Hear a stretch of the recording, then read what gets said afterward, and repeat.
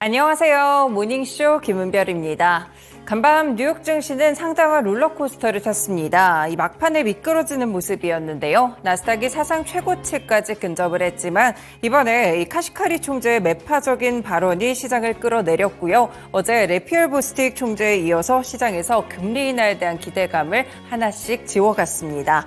이런 가운데 유가는 브렌트유 기준으로 현재 $90를 돌파했고요. 포드가 전기차 시장의 양산 계획을 연기하며 2차 전지에 대한 투심을 상당히 불안하게 만들고 있습니다. 현재 높은 인플레이션 시대에 살고 있는 우리, 이 4월에 냉철하게 그 지표를 받아들이게 될지, 오늘은 또 삼성전자에 대한 잠정실적 발표까지 있기 때문에 국내 증시 다음 주 전략까지 연결해서 자세하게 설명드리겠습니다. 그러면 간밤에 있었던 소식들까지 함께 체크해 보시죠. 네, 첫 번째로 여는 총재들의 발언 최근에 굉장히 중요해지고 있습니다. FOMC가 이달 말부터 시작이 되고 있는 가운데 이 미국의 중앙은행인 연준의 매파 위원 중 하나인 닐 카시카리 미니애폴리스 여는 총재가 현지 시간으로 4일 투자 전문지 연금과 투자 주최한 온라인 행사에서 인플레이션이 계속 횡보한다면 금리 인하를 할 필요가 있는지 의문을 가질 수밖에 없다라고 이야기를 했습니다. 그러니까 인플레이션이 고착화됐을 때는 연내 금리 인하가 필요가 없을 수도 있다라는 발언으로 시장은 해석을 했는데요. 카시카리 총재는 지난달 FOMC에서도 올해 인플레이션이 2%를 향해서 둔화세를 유지한다는 것을 전제로 했을 때 연내 2회 정도의 금리 인하를 예상한다고 봤습니다. 전체 연준위원 전망치의 중간값은 3회 인하였기 때문에 조금은 매파적인 위원이라는 점 함께 체크해 볼 수 있겠는데요. 카시카리 총재가 이렇게 발언을 했고 인플레이션이 둔화세를 멈출 경우에는 연준이 연내 금리 인하를 할 필요가 없다는 입장을 명확히 한 것으로 풀이가 되고 있습니다. 이렇게 발언이 나온 이후에 뉴욕의 3대 지수는 일제히 상승에서 하락으로 가파르게 꺾이는 모습이 있었는데요. 최근에 월가에서는 지난해 하반기 빠르게 둔화하던 인플레이션이 2%대에서 쉽게 떨어지지 않는 모습을 보이면서 연준이 금리 인하에 조금 더 신중한 자세를 취할 것이다라는 이야기를 한 바가 있습니다. 카시카리 총재 역시나 1월에서 2월 물가 지표에 대해서 약간 우려하고 있다라고 짚으며 인플레이션이 연준 목표인 2% 수준으로 지속해서 둔화한다는 확신을 갖기에는 조금 더 진전이 필요하다라고 이야기를 했습니다. 어제도 래피얼 보스틱 총재가 굉장히 연내 금리 인하 1회 정도를 예상하면서 매파적인 발언을 낸 데 이어서 한 번 더 매파적인 연준위원회 발언이 관측되자 시장에서는 어느 정도 금리 인하 3회에 대한 컨센서스가 무너지는 모습도 나왔는데요.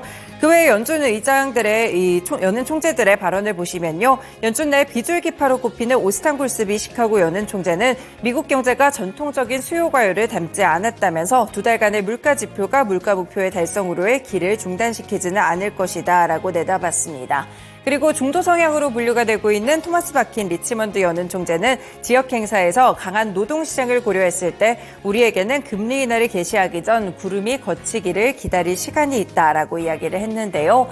이렇게 여는 총재들 그리고 이 연준 이사들의 발언들을 최근에 꾸준하게 살펴보시면 결국 인플레이션이라든지 고용지표에 대한 과열이 식어가는 지표들 이런 지표들이 좀 확인이 돼야지 금리 인하로 확실하게 갈 수 있을 것이라는 스탠스를 명확하게 하고 있습니다. 네, 두 번째로 그러면 고용지표 이어서 보시면요. 어제는 민간 고용 데이터가 나왔는데요. 매주 발표되고 있는 신규 실업수당 청구 건수 보겠습니다. 미국의 노동부는 지난주 신규 실업수당 청구 건수가 한 주 전보다 9,000건 증가하면서 22만 1,000건으로 집계가 됐다고 밝혔는데요. 한 주 전보다는 증가한 수치기는 하지만 월스트리트 저널에서 집계했던 전문가 전망치보다는 여전히 낮은 수치를 기록하게 됐습니다. 직전 주간 청구 건수는 21만 2,000건으로 2,000건 정도 상향 수정됐다는 점도 체크해 볼 수가 있겠고요. 지난해 7월 이후부터 감소를 하다가 지난해 9월 중순 이후 20만 건 정도에서 계속해서 횡보세를 거치고 있는 실업수당 청구 건수를 살펴볼 수가 있겠습니다. 그리고 2주 이상 실업수당을 청구하게 되는 계속 실업수당 청구 건수를 살펴보시면요. 일단 지난주에 179만 1,000건을 기록하게 되면서 전주 대비 소폭 감소했다는 점 함께 데이터로 확인되고 있습니다. 고용지표도 아직까지 쉽사리 식어가지 않는 모습들이 나오고 있는데요. 정부의 고용지표 또 현지 시간 5일 발표되는 부분 주목해 보시면서 전반적으로 이 금리 인하와 관련된 시장의 분위기를 살펴보실 수 있을 것 같습니다. 마지막 소식으로 가보겠습니다. 이렇게 시장 전반적으로도 불안한데요. 2차 전지와 관련돼서도 좋지 않은 투심이 형성되고 있습니다.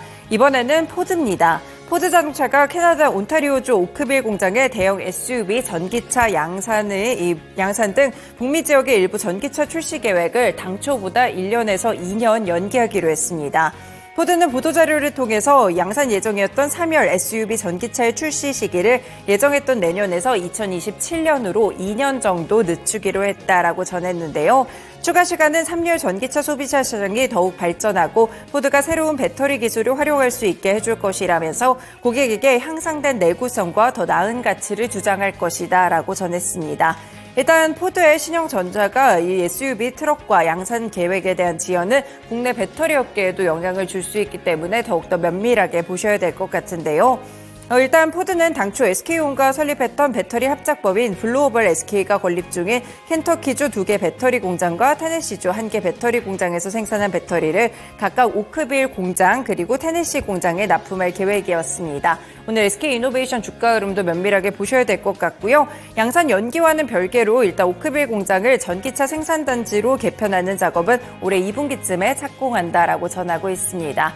지금 전기차 호황이 많이 둔화가 되고 있는 상황이고 판매량 데이터도 잘 나오지 않다 보니까 포드가 이런 과감한 결정을 한 것으로 보이는데요. 결국에 전기차 시장이 좀 후퇴하고 있다는 점을 명백하게 좀 확인하는 데이터 지표가 되면서 같이 포드와 관련된 주가도 하락하는 흐름으로 바뀌었습니다.